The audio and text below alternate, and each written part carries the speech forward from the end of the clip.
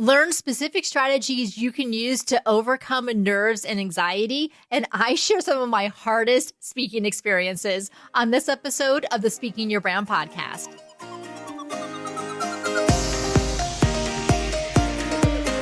More and more women are making an impact by starting businesses, running for office, and speaking up for what matters. With my background as a TV political analyst, entrepreneur, and speaker, I interview and coach purpose-driven women to shape their brands, grow their companies, and become recognized as influencers in their field. This is Speaking Your Brand, your place to learn how to persuasively communicate your message to your audience. Oh, I've been there, standing in front of an audience or being on live TV with my heart pounding, butterflies in my stomach, and my body a bundle of nerves. I've also had speaking engagements and TV appearances where I felt in the flow and completely comfortable and confident. What made the difference? That's what I'm going to share with you in this episode of the Speaking Your Brand podcast. Hi, everyone. I'm Carol Cox, your host. It's completely normal to feel nervous before you speak. Most speakers do, whether they've been speaking for a short period of time or they've been speaking for years. What you want to do is learn how to channel those nerves and reduce any outsized anxiety that you may have that prevents you from enjoying the speaking engagement. So in this episode, I'm going to share with you 3 reasons you get nervous before a speaking engagement, why your body reacts the way it does, what to do well in advance of your speaking engagement to lessen anxiety, what to do right before you go on stage to channel your normal nerves. I'm also going to share a story of the worst speaking experience I've ever had and what I learned from it. And you may be thinking, oh, Carol, how bad can it be? No, it's pretty bad. And I'm going to share that with you to let you know that it happens to all of us. Now, if you're new to Speaking Your Brand, welcome. We work with women entrepreneurs, executives, and leaders to develop their thought leadership, create their signature talk, and learn the business of speaking. We do that online through our Thought Leader Academy and our workshops. Now, let's get on with the show. Why do we get so nervous when we're standing in front of an audience or we're going on live TV or even maybe just doing a live podcast interview or webinar? Well, there's actually a physiological reason that our body reacts the way it does. You know, the pounding heart, the butterflies in the stomach, kind of getting sweaty palms. It's because we feel really vulnerable. And so our body is reacting in order to keep us safe or to get us into a safe place. Now imagine thousands of years ago, if we were standing alone by ourselves, which is basically what we're doing as a speaker in front of an audience on a stage, we're all by ourselves.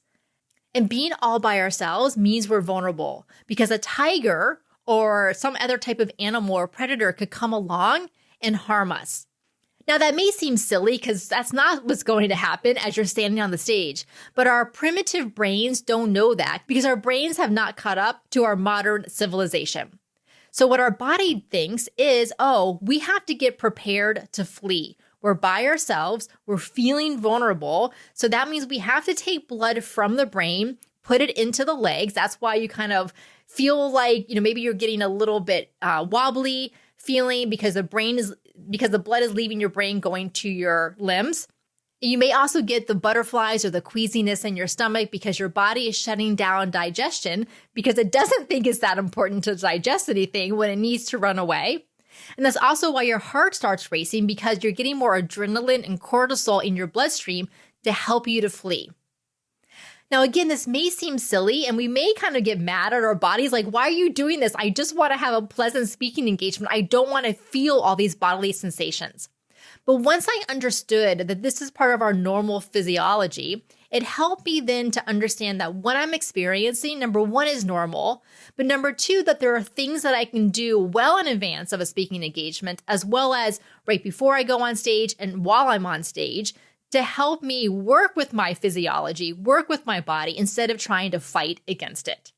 So now let me go through 3 different reasons you get nervous. So kind of 3 different categories of things that may be going on. I'm going to share some examples and some things of what you can do. The first reason you may feel nervous is that you're unprepared.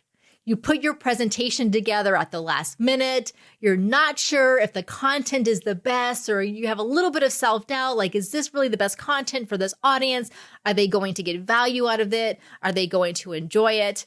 Maybe you created slides to help you remember your presentation, but you're worried something's going to happen with the tech and the slides aren't going to be available. Now, I have an episode coming up 2 episodes from now all about how to handle tech glitches specifically, so stay tuned for that one. So this first kind of bucket of why you get nervous is just that feeling unprepared. And so what can you do? Well, clearly prepare in advance. This is why having a signature talk can be so important, because now you know your content, you know your material, you've been giving it in different places in different ways, and you can pull from that content for your next presentation. Clearly, you want to practice ahead of time. So practice with your slides, also practice without your slides. So know what to do if the slides, the AV doesn't work. The other thing about feeling unprepared is that you may not know what the room is going to look like. Maybe you're not sure about how the AV is going to work. Should you bring your laptop? Should you bring a copy of your slides? Are they going to run it from their own laptop? Maybe you're not sure how many people are going to be in the audience. So ask the event organizer ahead of time for that information. Having that information is going to help put kind of those fears of the unknown to rest, because now you're going to have that. So your brain's not going to be constantly wondering, well, what is the room going to look like? Whose laptop am I using? How many people am I going to be looking at in the audience? Instead, get the answers to those questions so that you're feeling more prepared. The second category of reasons that you get nervous is that it could be a new thing you've never done before. When I went on TV news for the very first time, this was in 2005, so a very long time ago now, but I had never been in a news studio before, certainly had never been sitting at a table in the studio with myself, a congressman across the table from me, 2 male political reporters who wrote for the local newspaper, and then the woman who was the anchor and the political reporter for that news station. That was the first time I had ever been on the news, and I was very intimidated because I was with all these people who were very experienced. I was young. I was about 30 years old. I had just been elected chairperson of the local Democratic Party, which was why they brought me on. And I remember sitting down at that table, getting ready for it to go live, and my heart was racing so fast. I literally thought it was going to jump out of my chest. You know how you see those old cartoons where like the heart is coming out of the chest? That's what it felt like. Somehow I made it through. It was about a 25-minute program. So it was a long segment. It wasn't just a 3-minute piece. Somehow I made it through. And from there on, I did it more frequently. And now I was still getting nervous when it was infrequent. So if it had been 6 months or 9 months or even say a year between election cycles, and I hadn't been back, then the first time in that new election cycle, I would get a little nervous because I was just out of practice. Then in 2016, I was contracted by the NBC affiliate station in Orlando to be their exclusive Democratic political analyst. So because I was getting paid, I was doing it a lot. Every time they needed me to come comment on the campaign, and as you know, 2016 was a very busy election cycle, I was there. So I got to the point where I would drive to this TV station, walk in, get passed through to the studio, sit down, do my piece, and then leave. And I didn't get nervous anymore because I was putting in more and more reps. It was becoming more frequent. So if you've never done something before, just know right off the bat, you're going to be nervous going into it, and that's okay. To get less nervous, like being a public speaker, is to put in the reps. Do it more often. Make the situation more familiar to your mind and to your body. Speak at local groups. Present virtually, online, and in webinars. Do podcast interviews. All of that is going to help you feel more comfortable with your material. Now, the third bucket of reasons that you get nervous is you might put too much pressure on yourself. And this is what happened to me in that really horrible speaking experience that I mentioned in the intro. Back in October of 2016, I was invited to give a talk at a TEDx Women event in Orlando. And because I was doing so much of the political analysis that year, and because 2016 was such an important election year, here we were a month away from the election, I knew I wanted to talk about politics and specifically why as a society we were so uncomfortable with women in power and what that meant about us. I did a whole episode about this on the podcast called is episode number 92 called Deconstructing My TEDx Talk, Why We're Uncomfortable with Women in Power. And I'll link to that in the show notes. I wrote the talk. It was about 8 minutes long. I was creative. It was really well done. I practiced it. I would drive around. Whenever I was driving around in the car, I would say it out loud to myself. I knew the talk from beginning to end. So that wasn't the issue. I was prepared. And I had done speaking before, so it wasn't necessarily new, even though the TEDx talk itself was new. I show up at the venue where they're having the TEDx Women event, and there was only about 50 women in attendance, so it was a small event. Out of the 50 women, I knew most of them. These are other women in the Orlando community. I was very active in the community, so I knew a lot of them. I remember getting mic'd up in a separate room, so they were putting the mic pack on, and I started feeling really clammy. Now, of course, it was normal for me to kind of have that little bit of heart racing and, maybe that little bit of nervous energy, the butterflies in the stomach, but this felt different. I had never experienced this before, even when I went on TV. So I got like that clammy hands, that clammy skin. And I was thinking to myself, oh, this is not good. Like I knew that these were warning signs. So I was drinking some water and kind of doing the deep breathing to calm myself. So then we get ready for this first set of speakers to do our talks. So I mic'd up, I'm at the front of the room. It's my turn to go on. So I start doing my talk. And again, it's only about 8 minutes long. And as I'm presenting, and again, I know my material backwards and forwards, but then because my body had been getting so clammy, kind of lost all moisture, which means I lost all saliva in my mouth. And I got to the point where I had such bad cotton mouth that it was hard for me to even continue speaking. I had to stop about halfway through, go get my drink of water, my bottle of water that I had on the side, and then come back and finish. I was devastated. This was not how I wanted this talk to go. I knew, like I said, almost all the women in the room, and I wanted to do a great job. But my body shut down. It was because of the pressure I had put on myself to be perfect. I, of course, was the speaking coach, so I expected myself to deliver this perfect talk. And even though I was in my mind telling myself, like, Carol, it's okay, it doesn't matter, my body just wasn't cooperating. And so if you've ever felt like you have to be perfect, or that you need to please the audience, or that you don't belong there, that you have imposter syndrome, then putting too much pressure on yourself could also make you really, really nervous. Now, what to do about it? Now, this one is the hardest because it really is all about the mind, not only the conscious mind, but also the subconscious.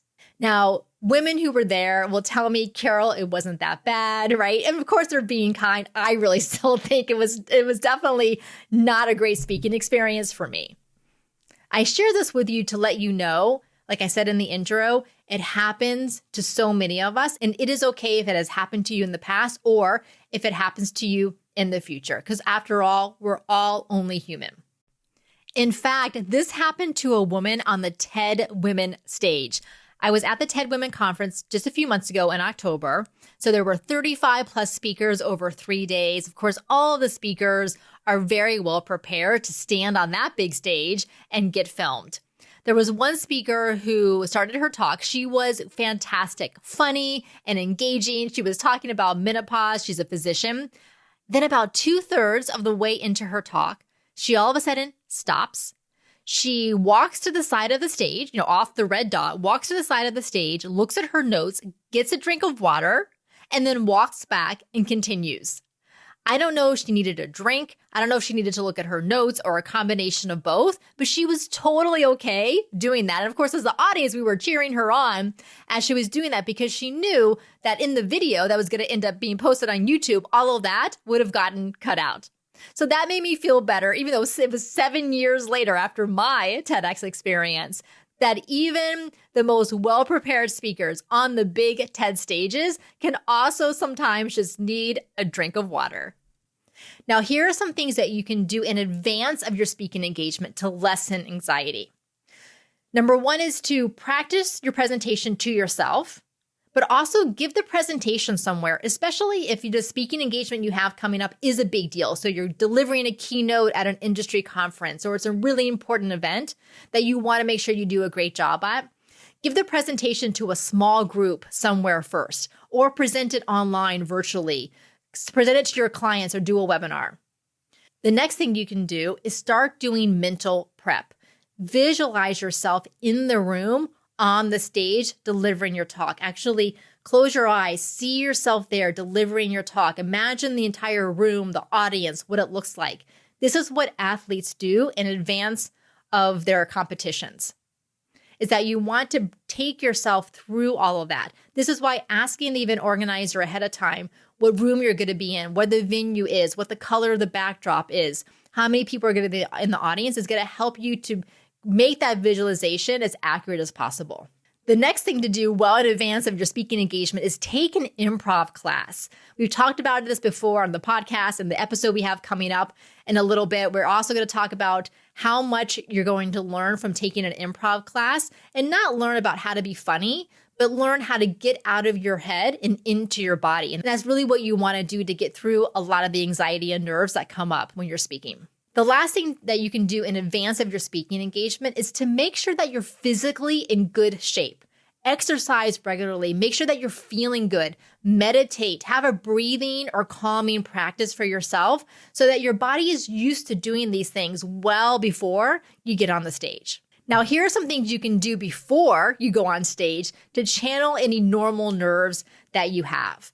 What I like to do is, if I'm at a conference or I'm at a local group, is that I will go and talk to people in the audience. So as they're coming into the room, or if I'm at a local event before the speaking engagement happens. So I'll say hello, introduce myself, find out a little bit about them, shake hands with the person. The act of shaking hands or giving a hug releases a chemical called oxytocin, which is the feel-good chemical. It's also a chemical that connects you, is what connects a mother to her child. So the act of shaking hands or hugging releases oxytocin. So that can also help to calm the cortisol and adrenaline that may be increasing in your body.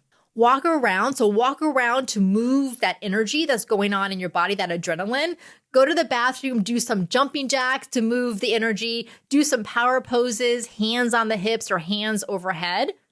Also, make sure that you're breathing normally, stay hydrated. So don't drink too much water, but you want to make sure that you're drinking enough water. Also, don't have any coffee if you don't normally drink coffee. If you do normally drink coffee and your body's used to that, then have your normal amount. So make sure you're doing whatever your regular routine is so that your body is in tip-top shape.